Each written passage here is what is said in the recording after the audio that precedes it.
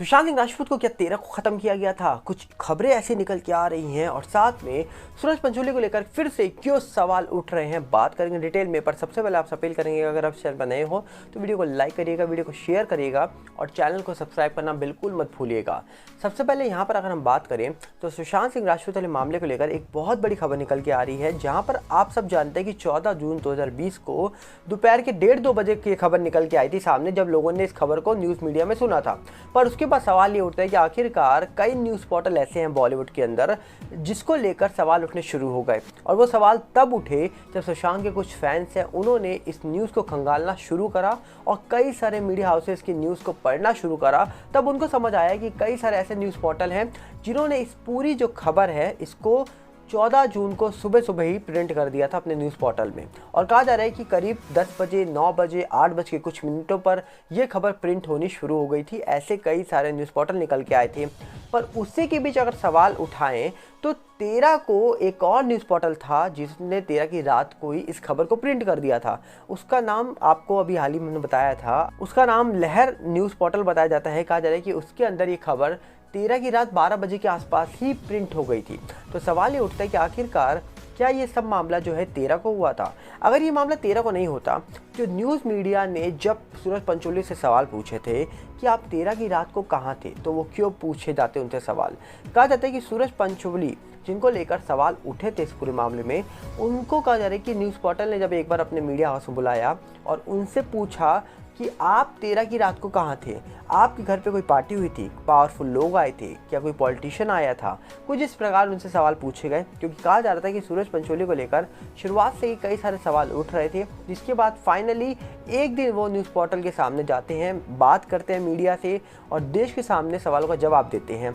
अर्नब गोस्वामी के सामने वो नहीं आए थे, वो दूसरे न्यूज़ चैनल में आए थे जहाँ पर उन्होंने सारी बातें करी और न्यूज़ पोर्टल में जब उनसे सवाल पूछा गया तो उनका जवाब क्या था, एक बार सुन लीजिए आप। कि 13 जून को आपके घर में एक पार्टी हुई थी, वहां पे बहुत पावरफुल लोग थे, क्या जवाब है इसका? कौन थे आपके घर पे, क्या पार्टी हो रही थी, सुशांत सिंह राजपूत के साथ क्या कनेक्शन है, क्या वहां पे कोई बड़े पॉलिटिकल लीडर्स थे? पहली बात, मेरी कोई पार्टी ही नहीं हुई, ना मैं किसी की पार्टी में गया, मैं घर पे था। उनके इस जवाब के बाद आप समझ ही गए होंगे कि सूरज पंचोली ने साफ बोला कि भैया कोई पार्टी नहीं हुई थी, मैं तो घर पे था, मैं घर के बाहर गया ही नहीं। तो आप सोचिए फिर सूरज पंचोली को लेकर सवाल क्यों उठे? अगर सूरज पंचोली कहीं गए ही नहीं थे तो फिर उनका नाम इस पूरे मामले में कैसे आया? एक फ़ोटो बहुत ज़्यादा वायरल हुई थी जब सुशांत केस हुआ था, उस फोटो के बारे में अगर ज़्यादा जिक्र ना करें तो ही सही है, क्योंकि बहुत ज़्यादा सवाल उठे थे और बहुत सारे लोगों ने इस फोटो को कंपेयर भी कर दिया था। किससे किया था अब आपको ये बताने की ज़रूरत नहीं है, आप फोटो देख लीजिए, आपके सामने है और आप खुद उस चीज़ को कंपेयर करिए कि आखिरकार ये फ़ोटो क्यों वायरल हुई थी। कौन सा शख्स है जो कैप पहनता है, हाथ को मुंह पे रखता है, और लोगों ने कंपेयर करना शुरू कर दिया, जिसके बाद और सवाल उठ गए। उसके बाद कहा जाता है कि सुशांत सिंह राजपूत वाला मामला अगर देखा जाए तो इस मामले में आज भी लोग समझते हैं ये मामला सिंपल तो नहीं है। इस मामले में बहुत बड़े सवाल उठे थे, आज भी उठते हैं और आज भी लोग इंतजार करते हैं कि आखिरकार इस पूरे मामले का क्या वो सच है जो पिछले 3 साल से बड़ी बड़ी एजेंसी जांच कर रही है, वो बाहर नहीं लेके आ पा रही है। सवाल ये भी उठता है कि आखिरकार सूरज पंचोली का नाम जब आया तो राबिया खान जी भी सामने निकल के आई, क्योंकि उनकी बेटी जिया खान वाले मामले में भी सूरज पंचोली को एक्यूज्ड बनाया गया था। अभी हाल ही में जब कोर्ट का फैसला आया तो सूरज पंचोली को उस पूरे मामले से बाइज्जत बरी कर दिया गया है और ये बोला गया है कि सबूतों की कमी के कारण सूरज पंचोली का नाम उस पूरे मामले से हट चुका है। जिसके बाद राबिया खान जी ने कई सारे न्यूज़ पोर्टल से बात करी थी सुशांत केस जब हुआ था, और ये बोला था कि सुशांत केस ना होता अगर उनकी बेटी को न्याय मिल जाता, उनकी बेटी के साथ गलत करने वालों को पकड़ लिया जाता। मतलब साफ साफ उनकी बातें ये दर्शा रही थी कि जिनका नाम जिया केस में था उन्हीं ने ये सब किया है सुशांत के साथ। अब सवाल ये बहुत बड़ा उठता है कि राबिया खान जी ने बहुत बड़े आरोप लगाए थे और राबिया खान जी की जो बेटी है उनको लेकर भी वो सवाल उठाती हैं, उनको लेकर भी बहुत सारे सवाल उठते हैं। और आज भी उस मामले को देखा जाए तो लगता है कि उस पूरे मामले में कई सारी चीज़ें हैं जिनको लेकर आज भी जांच होनी चाहिए, पर फाइनली अब उस पूरे मामले में कोई खबर निकल के नहीं आती है, जबकि कोर्ट ने भी अपना फैसला सुनाई दिया है। पर सुशांत केस में अभी तक कोई कोर्ट का फैसला निकल के नहीं आया है। इस मामले में आज भी सीबीआई जांच कर रही है, आज भी एजेंसीज जांच कर रही है और इस पूरे मामले में कई सारे बॉलीवुड के न्यूज़ पोर्टल देखा जाए तो उनको देखने के बाद तो यही प्रतीत होता है कि इस पूरे मामले में कई सारे न्यूज़ पोर्टल ऐसे थे जिन्होंने खबर को 14 की सुबह कैसे छाप दिया। अगर ये मामला 14 की दोपहर का था तो इसका मतलब साफ है स्टाफ मेंबर जो थे वो झूठ बोल बोल रहे थे, चाबी वाला झूठ बोल रहा था, और ख़ास करके जो कार का ड्राइवर था वो झूठ बोल रहा था। मतलब सबको क्या स्क्रिप्ट दी गई थी, और ये स्क्रिप्ट लिखने वाला कौन था? ये बहुत बड़ा सवाल अपने आप में ही खड़ा हो जाता है। और इस पूरे मामले को अगर देखा जाए तो अपने आप में कई सारे सवाल हैं जो उठ रहे हैं, और अपने आप में कई सारे ऐसे सवाल हैं जो साफ साफ दिख रहे हैं कि किस तरीके से इस पूरे मामले में बहुत सारी चीज़ें हैं जो छुपी हुई हैं।